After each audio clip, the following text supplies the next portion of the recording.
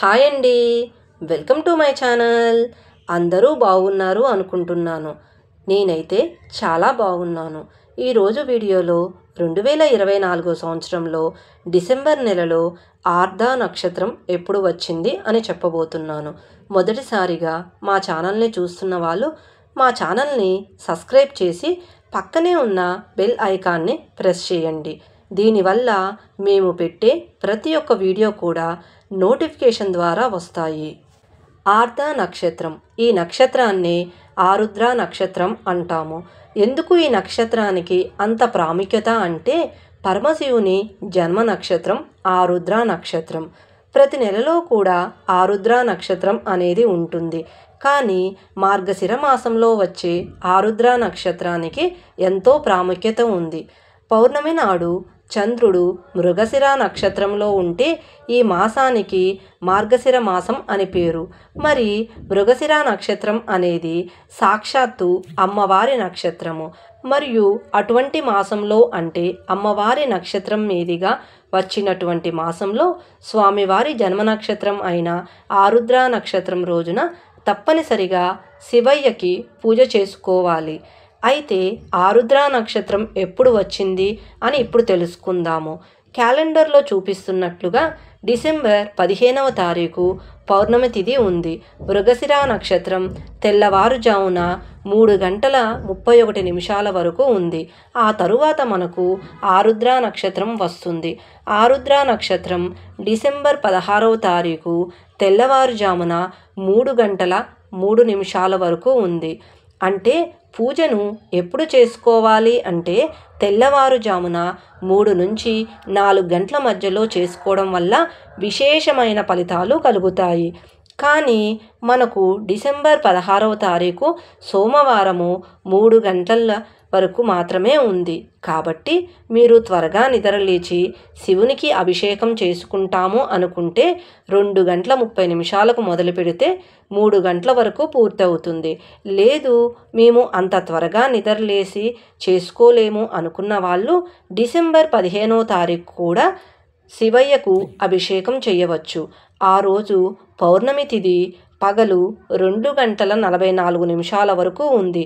December 15వ తారీఖు కూడా ఆరుద్ర నక్షత్రం ఉంది. కాబట్టి మీరు మీ వీలును బట్టి డిసెంబర్ 15వ తారీఖు కూడా శివయ్యకు అభిషేకం చేయవచ్చు. శివుడు అభిషేక ప్రియుడు. కాసిన్ని నీళ్లు లింగంపై పోస్తే సంతోషించి సర్వ ఐశ్వర్యాలను పరమశివుడు ప్రసాదిస్తాడు. అందుకే ఆయన్ని బోలాశంకరుడు అన్నారు. అభిషేక ప్రియం శివః అన్నారు. శివుడు అభిషేక ప్రియుడు.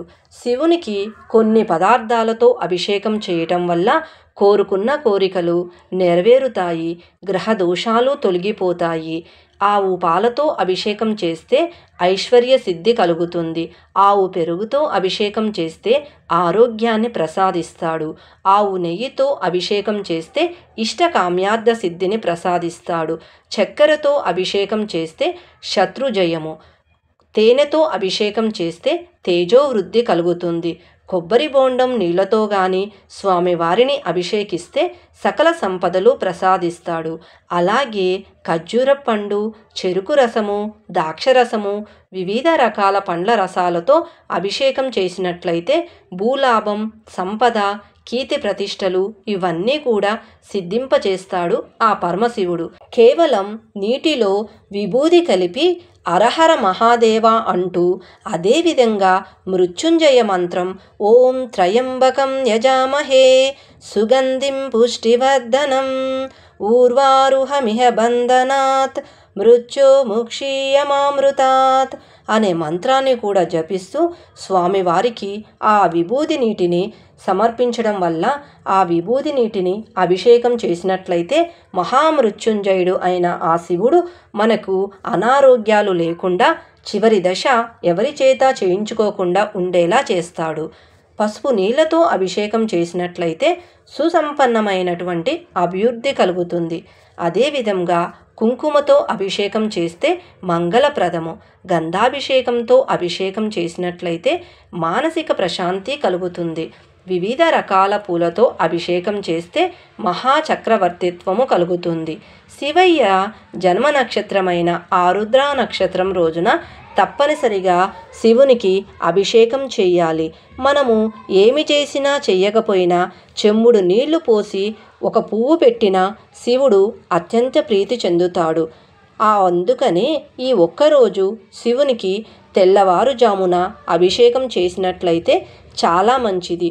అదేవిధంగా శివుడికి ఇష్టమైన బిల్వ పత్రాన్ని కూడా ఆ రోజు సమర్పించడం వల్ల చాలా శుభప్రదము.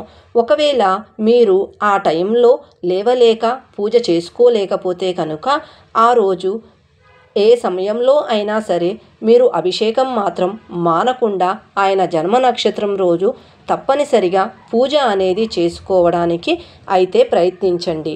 అలాగే లింగాష్టకం, శివాష్టకం, శివుని అష్టోత్తరం చదవవచ్చు. ఇవన్నీ చదువుకుంటూ స్వామివారిని పూజించడం వల్ల స్వామివారి అనుగ్రహం వల్ల సిరి సంపదలు కలుగుతాయి. ఈ వీడియో మీకు నచ్చినట్లయితే 10 మందికి షేర్ చేయండి, లైక్ చేయండి.